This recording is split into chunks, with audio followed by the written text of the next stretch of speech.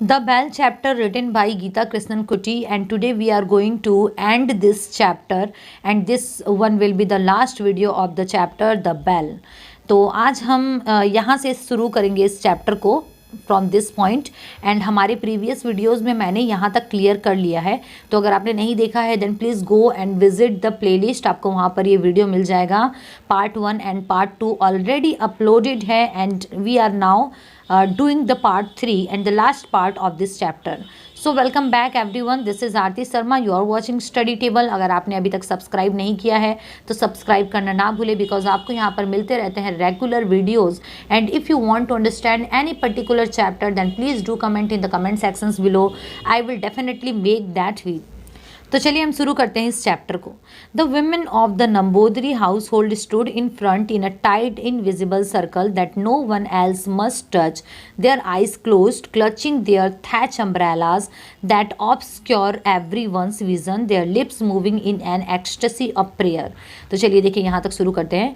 ये जो वुमेन्स थी उन्हें नंबोदरी वुमेन्स भी बोला जाता है। ओके, नंबोदरी क्या होता है, मैं आपको साइड में इमेज दे रही हूँ, आप इस इमेज को देखिए। इस इमेज में एक वुमेन जो है एक अम्ब्रेला को लेके रखी है। ऐसे ही अटायर में जब बहुत सारे विमेंस गॉड के मंदिर में आकर कुछ सीक्रेट रिचुअल्स वगैरह को परफॉर्म करते हैं तो हम उन्हें नंबोदरी विमेंस बोलते हैं। ये जो थी ना, ये एकदम सर्कल बनाकर खड़ी थी, एकदम टाइट तरीके से एक दूसरे को घेर कर, और इन्होंने इस तरीके से सर्कल बनाया था that no one else must touch, कि कोई भी जो है ना भीतर भी ना जा सके, टच भी ना कर सके कुछ भी। और इनके जो आईज थे कम्प्लीटली क्लोज थे, और इन्होंने थैच अम्ब्रेलाज पकड़ा था। तो ये जो अम्ब्रेला आप देख रहे हो, ये नॉर्मल हम जो अम्ब्रेलाज यूज़ करते हैं वैसे अम्ब्रेलाज नहीं है, ये खप्पर वगैरह से जो बने हुए अम्ब्रेलाज होते हैं उन्हें थैच अम्ब्रेलाज बोलते हैं। तो इन अम्ब्रेलास के चलते कोई भी पूरी तरीके से देख भी नहीं पा रहा था। That's why it is written here obscure. Obscure means क्या होता है, अनक्लियर। तो जो भीतर का जो विजन था अनक्लियर होता था। उनके जो लिप्स थे वो एक्सटेसी ऑफ प्रेयर्स को प्रोनाउंस कर रहे थे। What is ecstasy of prayers, when you are praying and at the same time you are taking pleasure from the prayers. You know, जब हम पूजा करते हैं तो भी हमारे मन में कुछ अलग से भाव आते हैं, उसे ही यहाँ पर एक्सटेसी ऑफ प्रेयर बताया गया है। सी aged her way towards them, ignoring Kelu Nayar's soft whispers of protest, almost bumping into one of the ridiculous umbrellas। तो देखो अब ये क्या कर रही थी, ये उन लोगों की तरफ आगे बढ़ रही थी। एज मीन्स क्या होता है, किनारा। तो ये उन लोगों की तरफ आगे बढ़ रही थी, और केलू नायर जो विस्पर कर रहा था प्रोटेस्ट का, मतलब जो वो प्रोटेस्ट कर रहा था वो सुनाई तो नहीं दे रहा था बट विस्पर फॉर्म में था, और वो उसको इग्नोर करते हुए आगे बढ़ती है, और ऑलमोस्ट एक अम्ब्रेलाज पर रिडिक्यूलस वे में गिरते गिरते बसती है और आगे बढ़ जाती है। कमेंट करके बताना ना भूलिए कि आप कौन से सिटी या स्टेट से इस वीडियो को वॉच कर रहे हो, एंड मुझे भी अच्छा लगेगा। एक कम्युनिकेशन बनता है, you know, teacher and students के बीच में। ओके, नेक्स्ट देखिए क्या हो रहा है। She saw Thangam standing near the steps looking remote and wrapped with devotion. तो देखो वो जो है ना स्टेप्स के पास से थंगम को देखती है। थंगम कौन थी, वही पृष्ठ की जो बेटी थी, और वो थोड़ी दूरी से देखती है, और वो क्या कर रही थी, डिवोशन में पूरी तरीके से रैप्ड थी। रैप मीन्स क्या होता है, रैप्चर, पूरी तरीके से अट्रैक्टिव हो जाना। The rhythm of the edakka was mounting crazily. तो उनके जो मंत्र वगैरह के जो उच्चारण थे वो बहुत एकदम क्रेजली आ रहे थे। इट मीन्स आप पूरी तरीके से अट्रैक्टिव हो जाओगे, इस तरीके से आ रहे थे। एंड जो डोर था वो ओपन था। She blinked at the sudden vision of the gold. और गोल्ड का जो मूर्ति थी वहाँ पर जो विजन था उसको देखकर वो सडनली उसकी आंखें जो है ना एक बार के लिए ब्लिंक हो जाती हैं। Before she could regret her decision or go back upon it, she elbowed herself quickly through the untouchable circle of Namboodiri women, nearly flundering on the slippering step।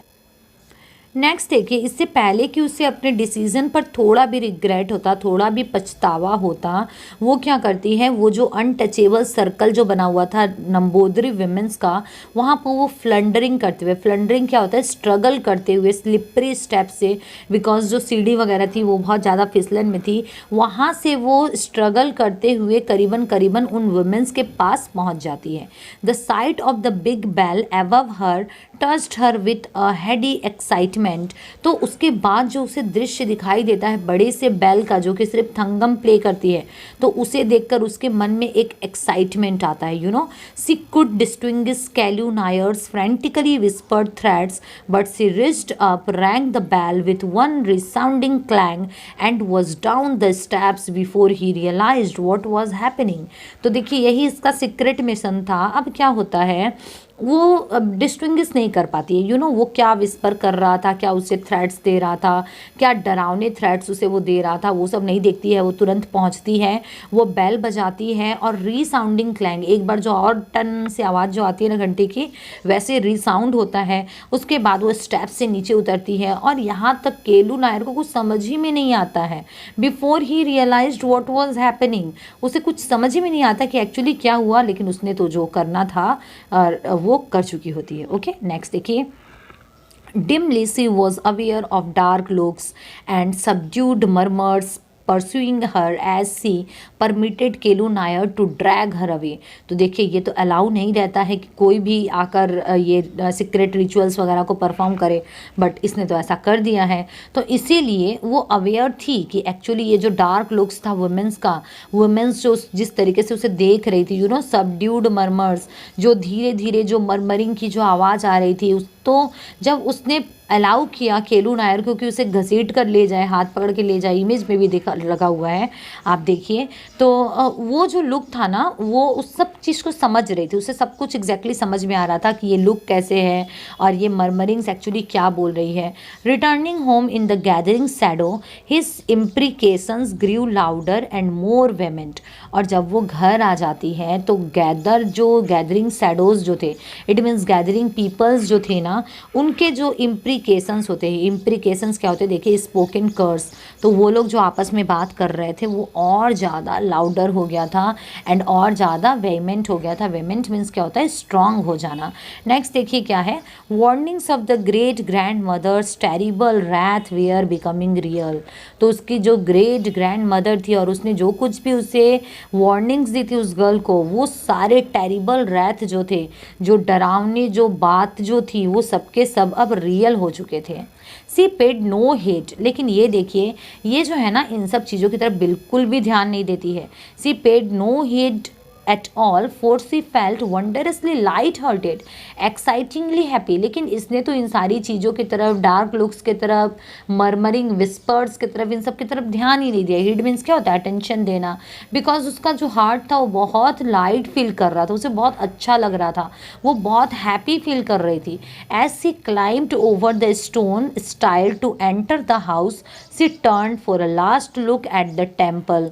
और जब वो चढ़ रही थी उस स्टोन स्टाइल पर, स्टाइल मीन्स क्या होता है, सेट ऑफ स्टेयर्स, जब वो सेट ऑफ स्टेयर्स पर, सीढ़ियों पर चढ़ रही थी, जब अपने घर में एंटर कर रही थी, तब वो क्या करती है, लास्ट लुक देखती है टेम्पल की तरफ। गाइज, ये हमारे साथ भी होता है ऑलवेज, जब कभी भी हम किसी मुसीबत से बचकर आते तो भी हम पीछे पलट कर देखते हैं कि एग्जैक्टली क्या हम बच चुके हैं, या फिर जब हम कुछ बहुत खुशी वाली कोई चीज़ होती है तो भी हम एक बार लुक बैक जरूर करते हैं, बिकॉज हमें विश्वास नहीं होता है, हम वापस एक बार उस पल को जीना चाहते हैं।